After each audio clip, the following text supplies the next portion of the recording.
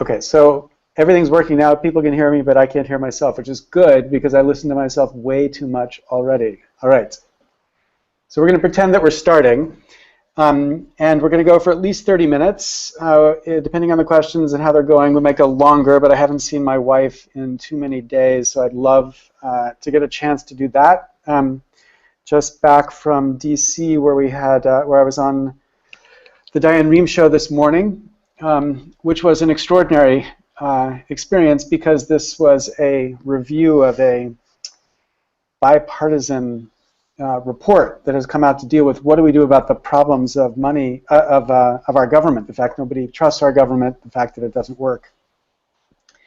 And what's striking about this report, as I said on the Diane Rehm show, was that it was like Hamlet without the prince, meaning the main thing, the most important thing in the whole story of what's going on with Congress, what's wrong with Congress, was just not even addressed, which was the way campaigns are funded. Because people inside of DC can't even think, can't imagine a world where campaigns were funded differently. So that's our job. Our job is to build a movement that's powerful enough to force them to recognize the most obvious thing in the world, which is what we all here all see, what we believe. And that one thing that we believe is that we've got to find a different way to fund elections. Now, this was our plan. As the cool new video put together by the great people at Purpose demonstrate, our plan has 4 parts. Part 1, this 2014 strategy to run powerful, effective campaigns in up to 5 different districts to demonstrate to Washington, to the insiders in Washington, that in fact we do care about this issue and that we do want change. And if we can win in those 5 districts in the way that Eric Cantor lost in his district, in a way that draws people's attention and says, holy, and then I would put a bad word in there, but I don't know who's in the audience, so I won't. So, but holy whatever, it turns out the American people do care about this issue, then we would do 2 things. Number 1, we would have learned how to win these races. We would have learned what works and how to move the dial. And number 2, we would have scared Washington so that more people will get on the right side of this issue. And then when we come back in 2016 with a super PAC that's got to be maybe 100 times bigger, running in as many districts as we have to win in those districts, we can elect a Congress in 2016 that will bring us this fundamental reform. That's step 2. Step 3, pass the reform. In the first 100 days of 2017, we build a campaign to get them to pass the reform. And number 4, after we have a Congress that's been elected under this system of changing the way elections are funded, we then have a Congress that is more likely to be able to pass the constitutional reform that's necessary to make sure that what we've done gets to hang around till at least our kids or our grandkids can get back to fixing the problem of their generation's corruption. So that's our 4-part plan. And part 1 is what we're engaged in right now, raising this $5 million. Now, as I said in the last call, when I mapped out the strategy, nobody knew how to do it, what would work. It was an experiment, a thought. Let's just try it. And we tried the $1 million and surprised everyone that we could do it. And it was my idea to try the $5 million. I was told that was too much. I stuck to what we said we were going to do. Because when we launched this, I said we'd be 1 and 5. People committed to the 1, and I thought I committed to the 5. So we committed to the 5. And now that we've committed to the 5, we're back. Within 1 week, we've got to come up with the 5. And it's a big challenge. We're going to get close to crossing 2 very quickly, which means we've got about 3. And I'm frantically trying to bring us to a place that by the beginning of next week, we're within 1.5 million, so that the energy and the excitement of getting so close will pull us over the top. And it is so incredibly important to pull over the top, because the point is, if we get that 5 million, it's not 5 million we get. If we get that 5 million, then once I get that matched, that means we have 10 million. And that 10 million tied to the 2 we've already raised is the money we need to make this campaign work.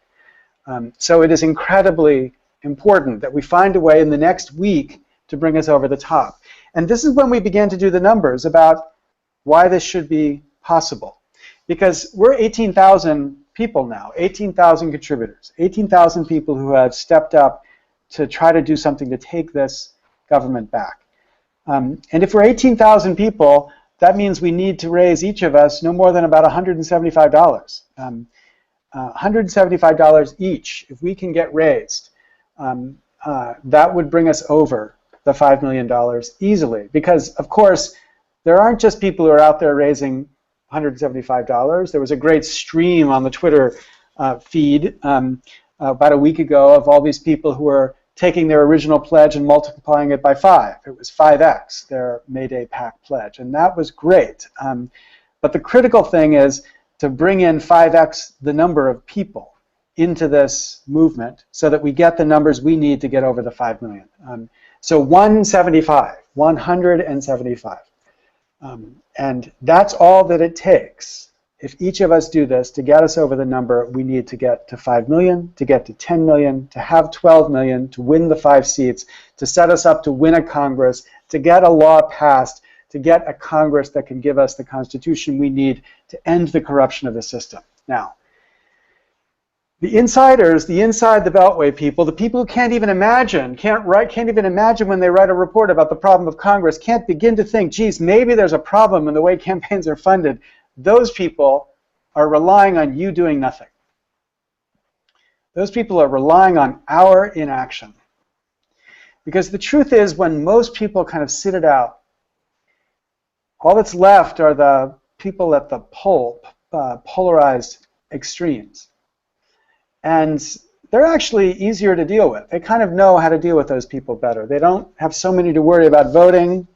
They sometimes can't control them perfectly. See Eric Cantor. But it's actually a system that's more reliable than the system that we would build if we could actually build the system that we're trying to create. And so they depend on you doing nothing.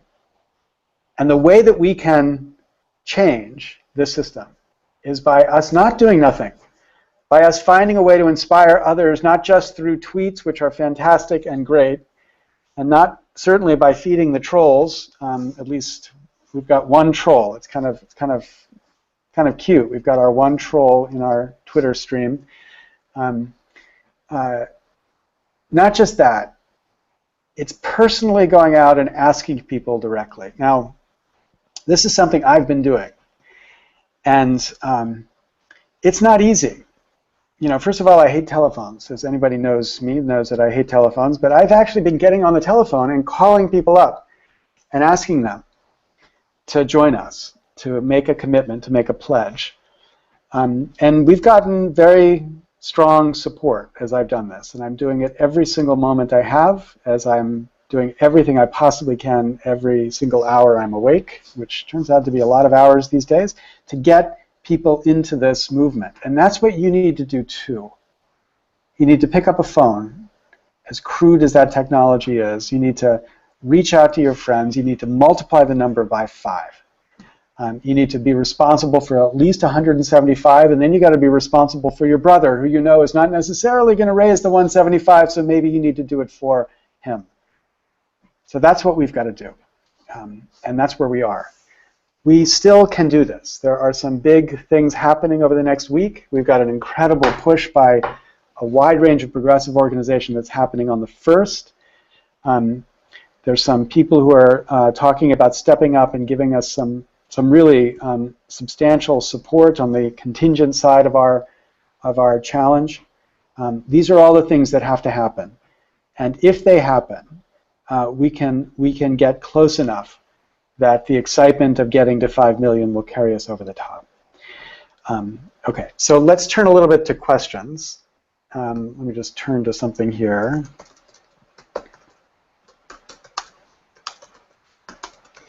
Okay, so I've got this great question tool. It's voting. Questions are rising to the top. So here's the top question. Are there any special events planned for the weekend, the weekday of July 4th? Well, there is very special events happening in New Hampshire with the New Hampshire Rebellion, which is not this project, but a related project. On July 4th, we're going to be marching in a bunch of parades in New Hampshire, and on July 5th, we're going to be walking up the coast in New Hampshire, 16 miles marching up the coast, and there are going to be lots of Mayday people there, as well as New Hampshire Rebellion people there, and that's the only events that I'm right now thinking of participating in. But it would be fantastic to see lots of other events around the country too. And I think if we get to the 5 million, people will not be able to constrain themselves. There will be this outpouring of celebration, as there ought to be on Independence Day, as we've taken the first step to regain the independence that was promised to us. Okay, that's number one. Let me go to second day. Mayday strategy and constitutional amendment, are they complementary or orthogonal? I love people who use the word orthogonal. Justice Scalia made fun of somebody who used the word orthogonal in an oral argument. I thought it was very unfair because he is a prude about language. They are complementary. But the thing that we believe is that the constitutional strategy is going to take an extraordinary amount of energy. And we need to build a Congress that can help. So there are two ways to get a constitutional amendment. One is to get it passed out of Congress, proposed by Congress, and then passed by 3/4 of the states. The other is for an Article 5 convention to be called by 2/3 of the states, which then can itself propose constitutional amendments. Either of these two ways is going to take a lot of work and a lot of time. I've been working in the convention movement. MaydayPAC is a fantastic motivator for that. And MaydayPAC has been doing extraordinary work across the country to get states to pass proposed amendments that, or resolutions that call on Congress to call an Article 5 convention. I've testified in Vermont, which has passed it. Illinois passed it out of the Judiciary Committee. They will vote on it in the fall. And California just passed it last week after the amazing Kai Newkirk led a march of 480 miles of people marching up to Sacramento to demand this change. So that's one strategy, but that strategy will take time. And then it has to go out to the states. And what we're trying to do is we're saying, if we can elect a Congress that would pass fundamental reform in the way that campaigns are funded, that Congress will then be filled with more people who are eager to protect that reform, and that's what the constitutional amendment needs to do. So we believe this is a first step on the way to getting the kind of Congress that would actually be able to pass the reform, or this is a step that would build a political movement that would support the Article 5 convention process. These two things need to go together, absolutely. But our view is we need to take the easier step first, and the easier step is to get a Congress. And so that's what we're trying to do. Any ideas for stopping media from saying Mayday is owned by tech moguls rather than us? No, I have no ideas for dealing with the media.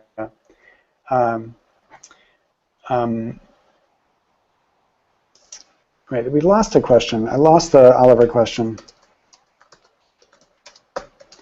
So, I think one thing that's important is to really tease out what anybody could mean by owned by here.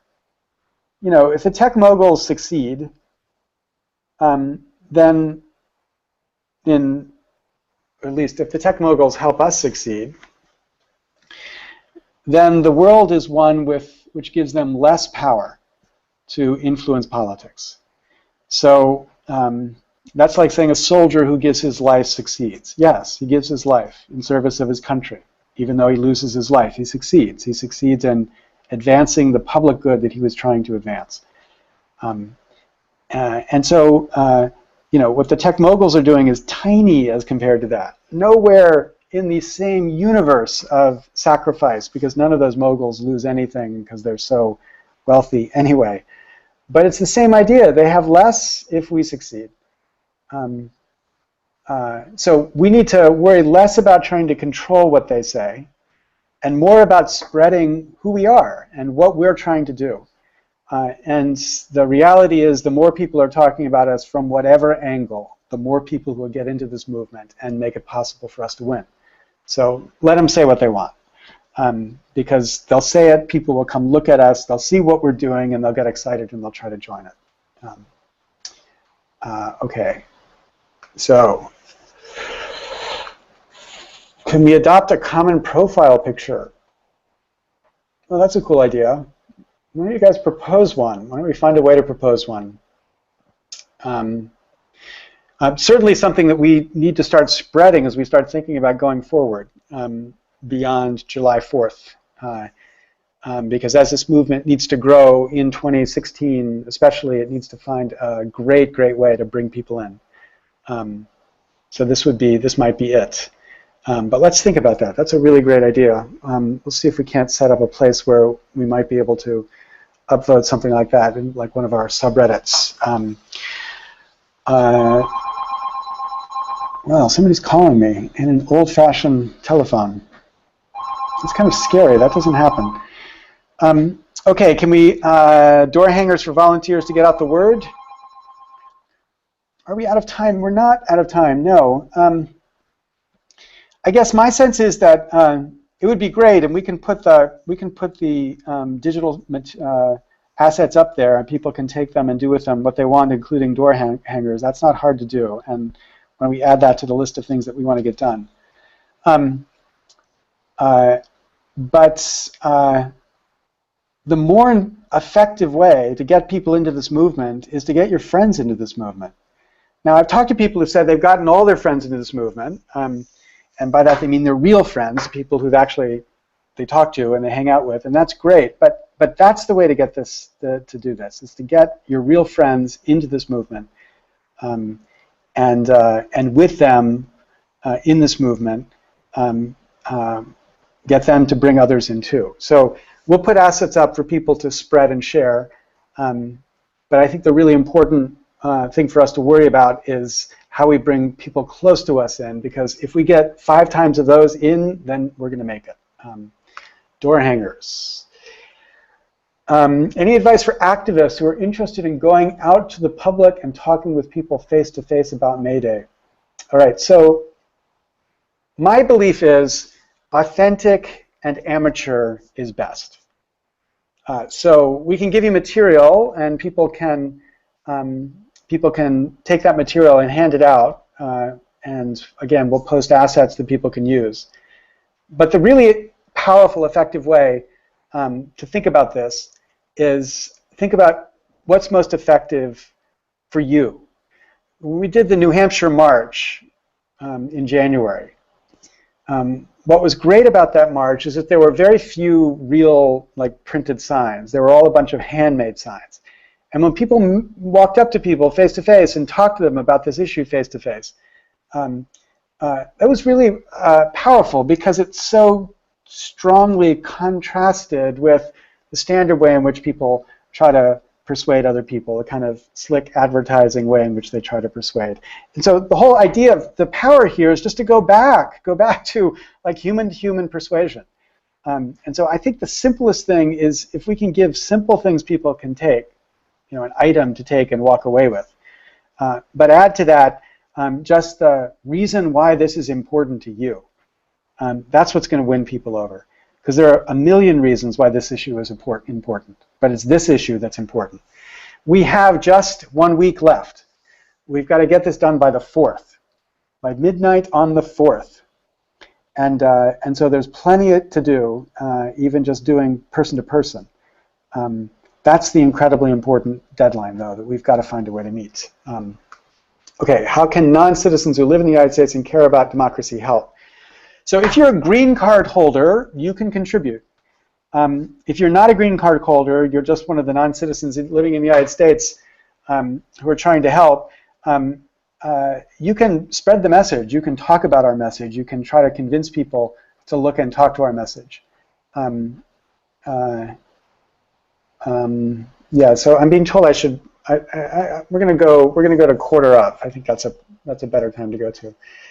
You can talk to people and get them in and get them to participate. You can persuade them that you're trying to get them to participate to make America as great as we all think America can be. So that's a perfectly great way to get in and participate. Yeah, are there specific people on Twitter with high follower accounts that we can target to ask for help to promote the cause? There are. When we did the Thunderclap, Thunderclap gives us data about the people who joined the Thunderclap, and we have a whole bunch of people with large Twitter followings. That's a great point. Let's put that on the list. We'll go back to them and we'll ask them to spread this message once again in the next couple days. Can we get John Oliver to do a show on May Day? So I'd love to get John Oliver to do this. The riff he did on the FCC was brilliant, and he is brilliant, obviously brilliant. And maybe that was John Oliver on the phone. Could have been. I missed the call. But absolutely, and wherever and however, we'll try to make it work. But you know, there's lots you can do there too. You can try to persuade him. You can go do it right now and try to persuade him. Okay. Are there specific people on Twitter? We just did that one. Sorry, I should nail that. Do you have a list of ways the current system directly hurts people? Yes. Let me find this. This is corruption. Yes. So if you go to this great site made by a great friend of the movement, a guy named Jay, he works for Matt Light, called thisiscorruption.com. One word, thisiscorruption.com. What Jay's done is he's broken this into different subjects: our environment, our economy, our health, our freedom. And if you click on any of these, you can see, for example, our oceans are polluted. And then he tells you a relationship of money and politics that explains this problem. And all of these examples are exactly the kind of examples that are, I think, the most obvious ways in which we see the corrupting influence of money and politics.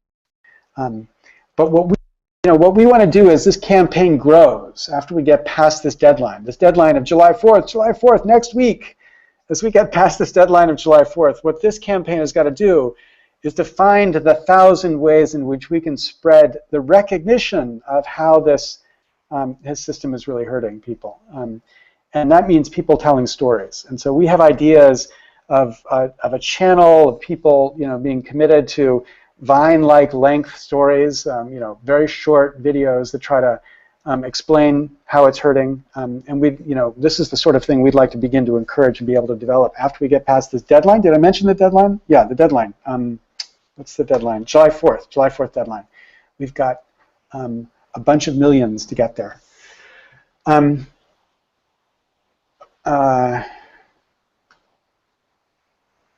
Okay, she's not listening to me. I'm going to give one instruction here.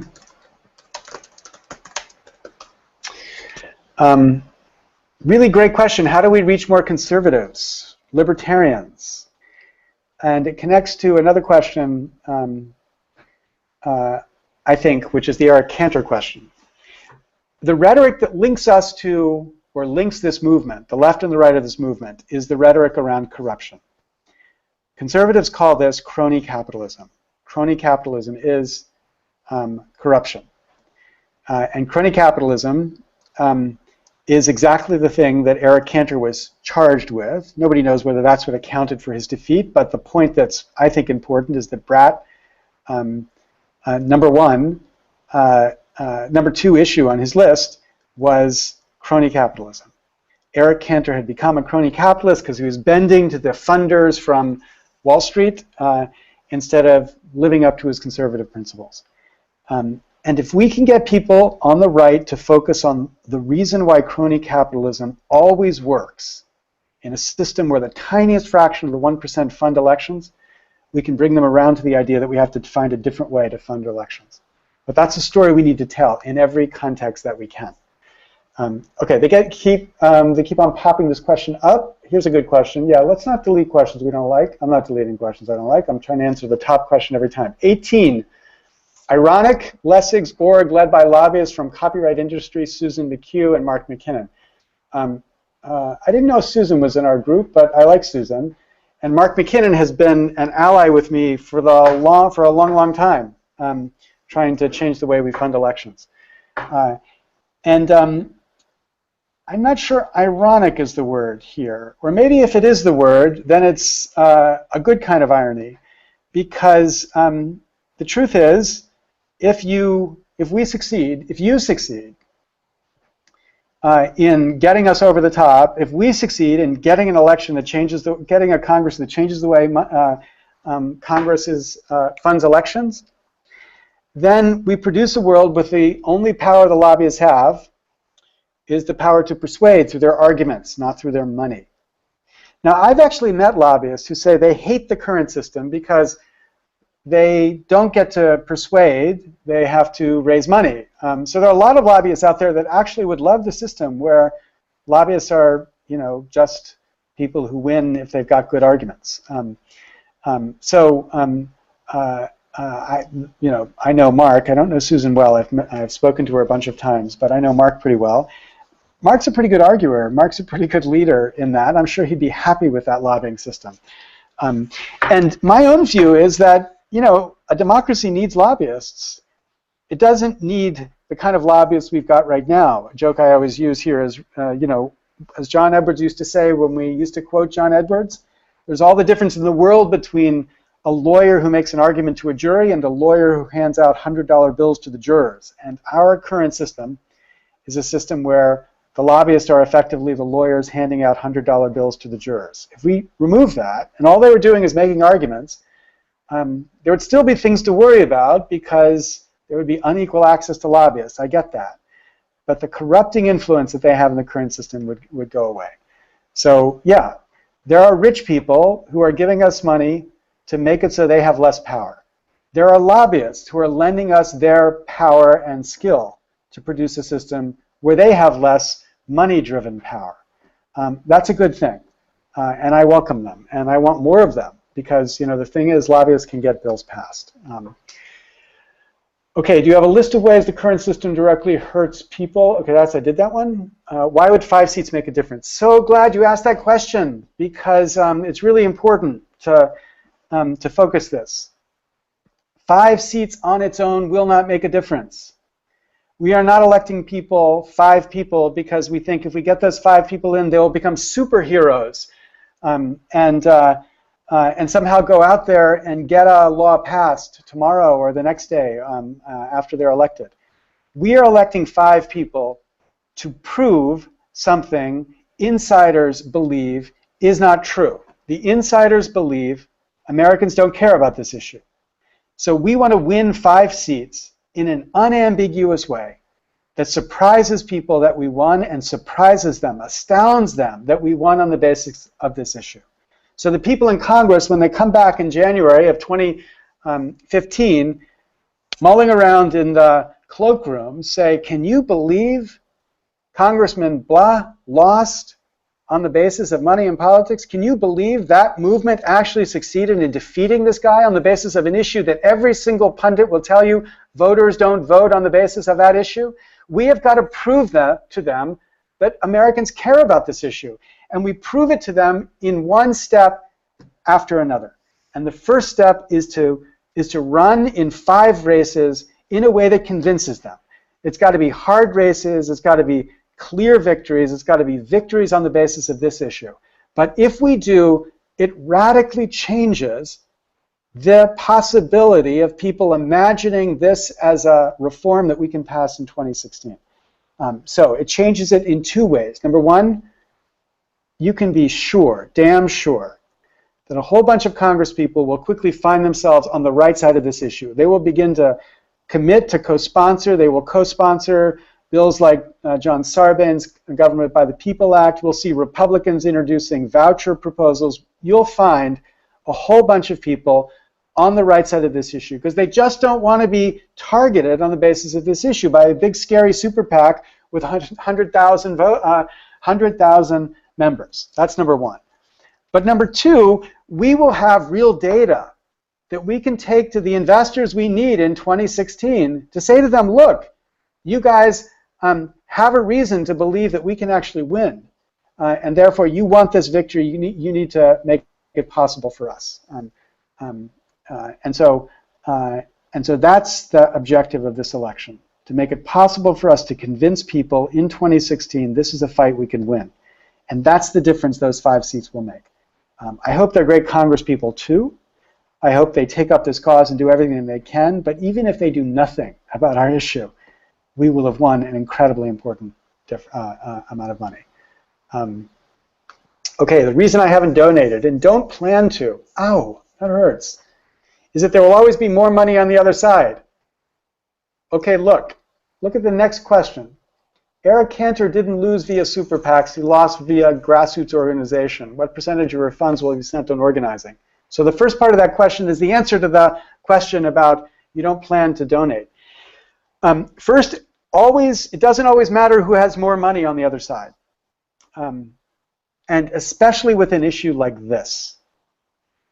Because there isn't another side that people are going to put up to this issue. Of course, they're going to attack the candidate we're trying to advance for 1,000 reasons. I'm not saying you can't attack a candidate.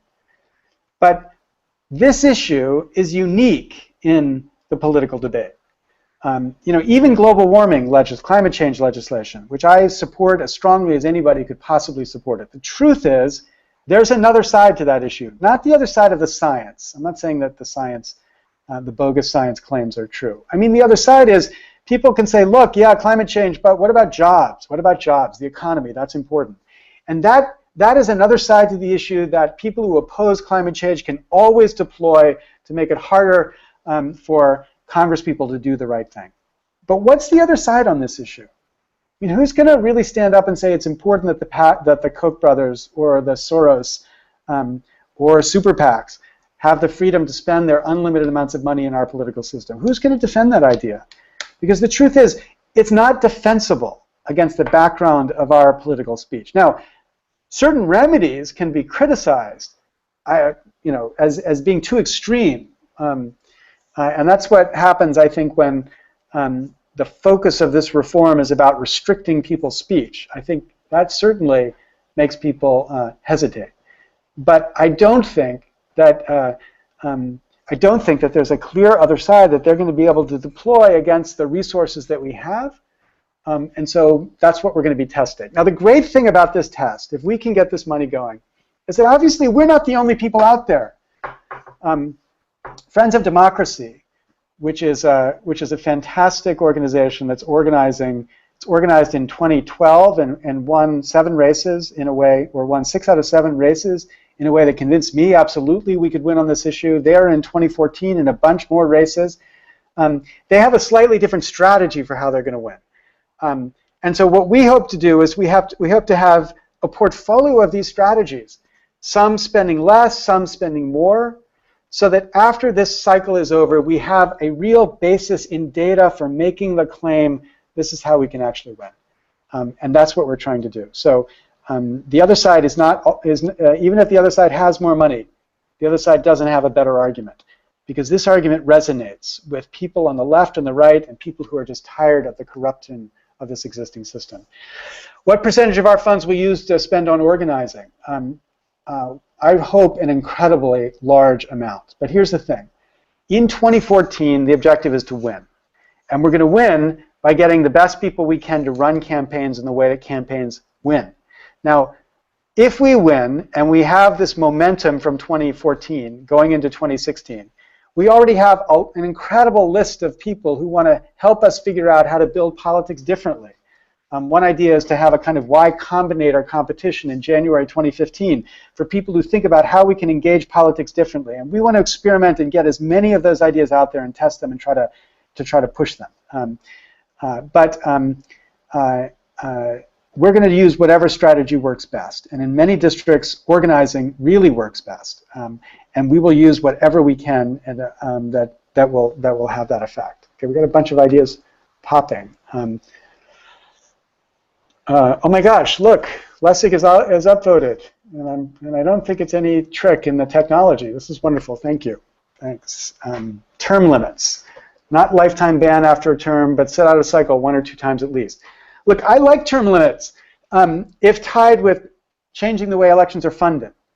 If you don't tie it to that, then you get the California legislature, which is filled with all these earnest people who are basically amateurs. They haven't been there long enough. The only people with power, the only people who know what to do, are the lobbyists. So if we don't change the power of lobbyists, we're just going to set up our Congress people to be controlled by them better. And we change the power of lobbyists by changing the way elections are funded. Then the lobbyists are just people making arguments. So I like the idea of people serving some time and then stepping back, coming back to their life wherever they came from. And if that's a way to give people more confidence in our system, then I would be for it. But only if we tie it. Only if we tie it to changing the way elections are funded. Can I get Clooney? Man, I wish I could get Clooney. Somebody out there can get Clooney. And if we get Clooney, well, you know, we get at least $1 million. Clooney's worth $1 million. Who else could we get that would be worth $1 million? Who are the $1 million people we could get? We only need 3. Actually, we only need 2. Actually, if we got 1, I think we pull in another $1 million in the next couple days, and then we just have to aim for the $1 million in the last couple days we could do. If we get $1 million man, and Clooney would be it. Somebody call him up. My phone works, but I'm too busy. I can't call him up right now. What about an umbrella website? That's a great idea. It's not an idea we're going to do before the 4th. The 4th, the deadline. Did I tell you about the 4th? The 4th is the deadline. But it is a great idea. If we come out of this successfully, what I found that's been so rewarding is that so many different organizations are coming together to say, how can we help with this? RepresentUs.us was the first that sort of, when we sent this out, immediately sent out a thing to their list. They didn't ask us for anything. They just said, we're going to send it out to their list. Demand Progress has done the same thing. We're getting some fantastic support from people in MoveOn, and the PCCC is going to be doing something next week. Tomorrow, Friends of Democracy will be sending something out. What I think, I'm confused by the different text here. What I think is we should try to find a way to get as many people into this as we can and build an organization that represents that after we've made this first step. Okay, so I've got 2 minutes before my wife leaves me, or she's not going to do that today, I'm pretty sure, but because she's been incredibly supportive in letting me do every single thing I can to make this goal possible. So here it is. I'm going to sign off. Here it is. I'm going to sign off. It would be great. Looks like the questions are narrowing down. I just want to make sure there isn't something that's really important here to get out.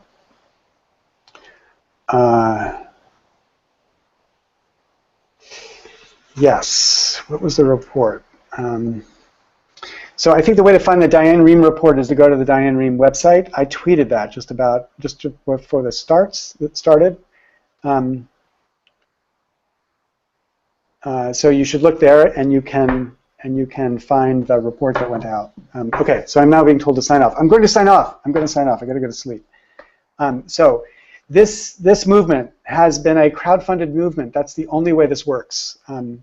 We have some big supporters, but we have many, many, many people supporting at levels that make it authentic and true. And we need to build that out. And this is what we do as citizens. We build that out.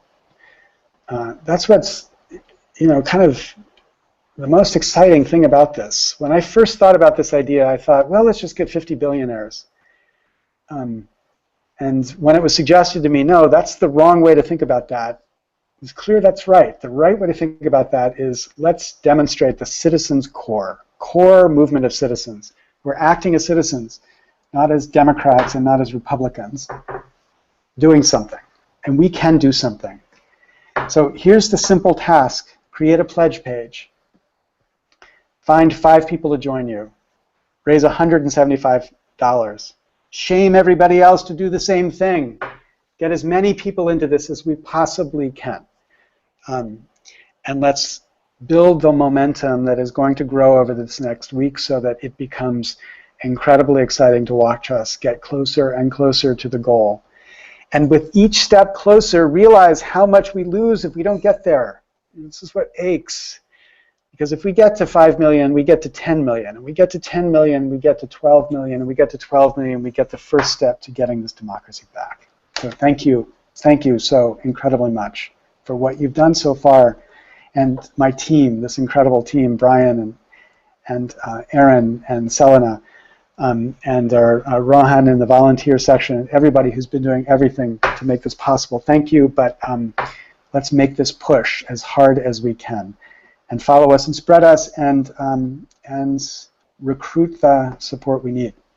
So that's all. I think we're signing off. Am I signing off? I'm signing off. Thanks, everybody, and stay tuned for more. Bye.